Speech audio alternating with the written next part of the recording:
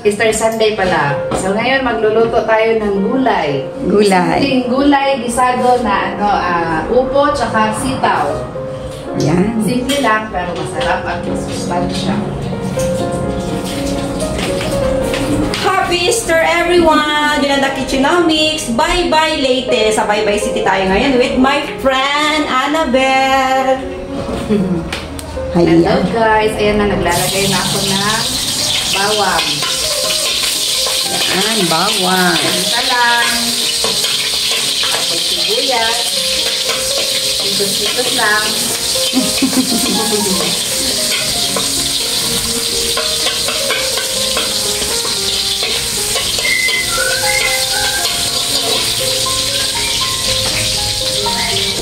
Tapos may konting pork. Wow! Para ano na, pang protein.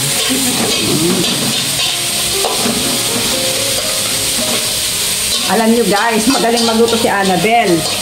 Ano pa lang ito nasabi nating pagpapakilala sa simpleng luto, pero talagang maraming alam na luto si Annabelle na masasarap.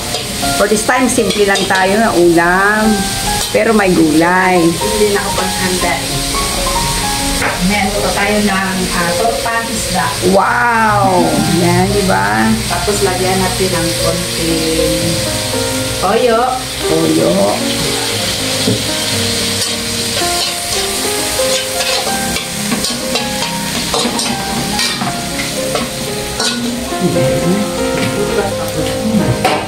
Pa-simmer muna natin ng mga 15 minutes. 15 minutes. Okay, balikan natin guys. Check muna natin. Ano ba yung ating pork? After few minutes. So, ano na siya? Tuyo na. So, kailangan natin dagdagan ng tubig. Ilang pa. Para siya lumambot. Okay. Ayan. Pansin. Tuloyin muna natin sa sabaw bago natin ilagay gulay.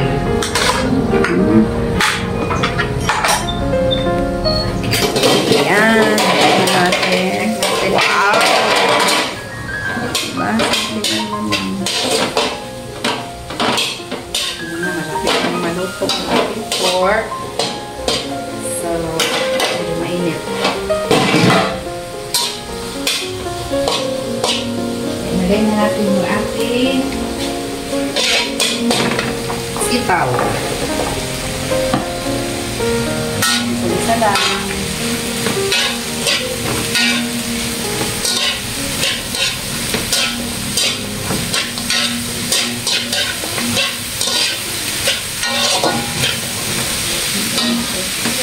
Nakalimutan ko pala lagyan ng pepper yung ating sahog.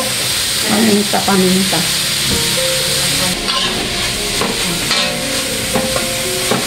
Ako nagtatakip talaga ako ng luto. Si Andre, di na takpan.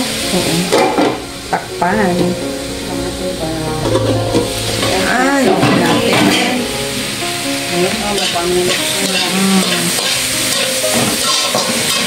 Yung half cook naman na yung ating sitaw. So, ilalagay na natin yung upo. Upo, yan. Gulay. Diba?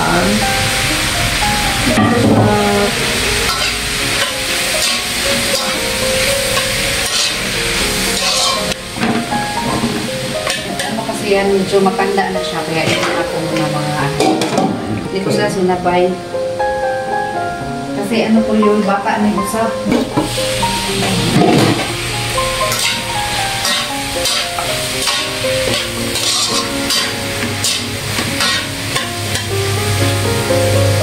Hindi natin ito, mas malambot na May second batch pala kasi yung isa medyo mas magulang ng konti. Kaya pala na. Oh, lamig kaayo.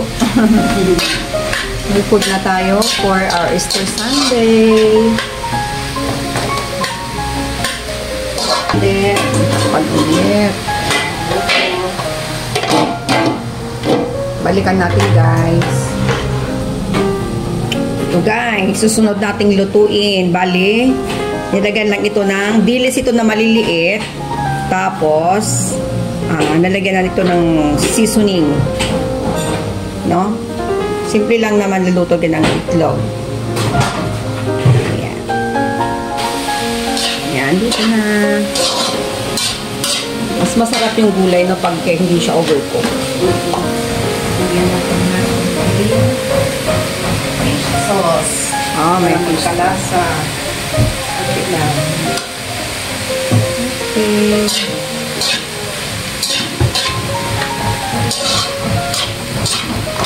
Ayan guys, ayan final na talaga to. After ng ilang minuto, lalagyan daw niya ng ayan, konting magic sarap.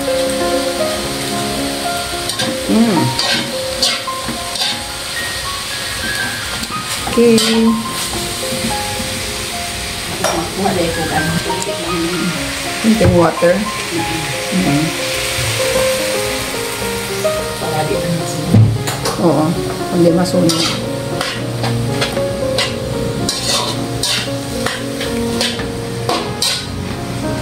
Kung sabay lang sa Nagdagan ng konting asin kasi hindi matabang.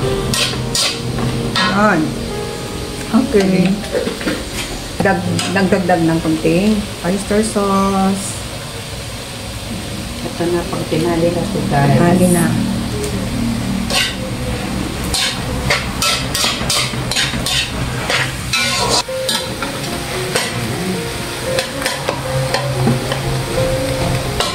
Okay. Ayan, titikman. Yes na, lasing lang na. Okay. Okay. Turn off na. Wow! Dito na. Okay na to. Ginagaya kaya. Ay, tuloy ba natin to? Ayan! Okay na pang ulam. Mayroon pang susunod. Yan, second batch natin. Hindi, mag-tuloy ko na lang. So, ayan guys. Siyempre, pag may gulay, meron tayong masarap na partner na tortang dilis. Yan, prito lang. Okay. One. Hello guys! So ito tayo, ito yung pangalawang luto natin para sa lunch ngayon. Siyempre pag may gulay, may partner din na isda. Ito yung maliliit na dilis na nilagyan ng mga ricado para magiging tortang dilis. Kung sa Bisaya pa, tortang dilis. Yan. Okay. Ayan na, nailagay ko na lahat ng mga ingredients dito. So ready na tayo para magprito.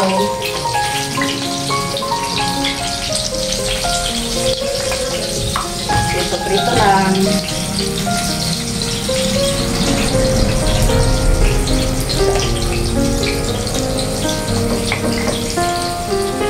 Saya daw ito kandilis. Tortang bulinaw pala yun. Sa dilis pa. Tagalog. Bulinaw yung sa Bisaya niya. Ayan, balik ka rin. Ayan guys, nalipat na. Parang pansi talaga yung itsura niya. Pinaliktad na. Ayan. Luto na siya.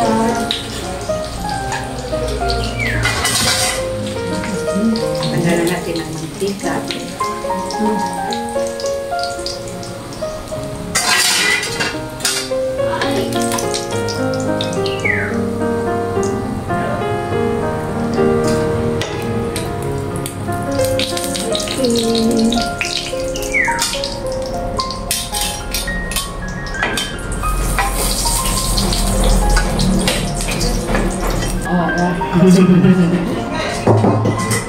Tapos maglagay naman tayo ng second batch.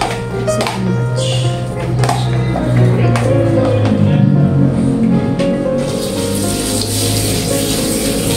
Ito na guys. Diba?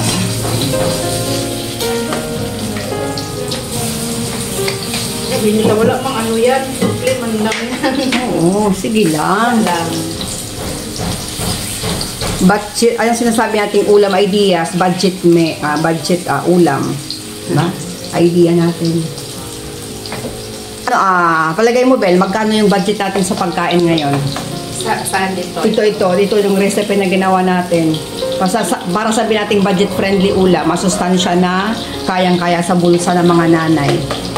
Mga Siguro nasa mga 150. O, 150, o, di ba? Makakakain ang pamilya sa 150. Dalawang Ulam na. Kaysa bumili ka ba naman sa karinderya, magluto ka din paminsan-minsan, di ba, guys? No? Kasi, mas makakatipid naman tayo pag magluto talaga tayo sa loob ng bahay natin, di ba? Kaya, extra tayo. Yung ating camera woman. Yan, ako na yung nagpatuloy ng pagluluto nito kasi nag-release na si Annabel. Pupunta kami ng church ngayong Easter Sunday. Kailangan niya maligo. Kaya sabi ko ako na lang ang magtatapos ng pagpiprito ng tortang dilis na to.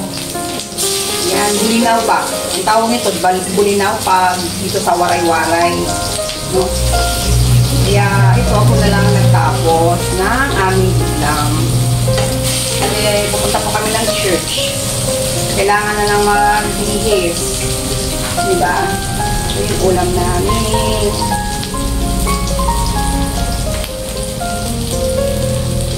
Hello guys! Ito po tapos na. Turn off natin yung kalan kasi actually pupunta kami ng church. Kaya sabi ko kay Annabel, ako na lang papatuloy dito. Pero, andito siya for closing. Ayan. So guys, tapos na yung aming okay, papakilala ko sa yung next vlogger natin, si Annabel. Support yung Annabel's Kitchen. Don't forget to comment, subscribe, like, and share. Bye-bye City, Yolanda Kitchenamics. See you Happy again. Easter Sunday ulit. Bye. Happy Easter Sunday, everyone. Kain na tayo ng lunch. Invite natin sila. Hello guys, ito yung aming niluto na ni Annabel, yung ating food. Kain na tayo guys.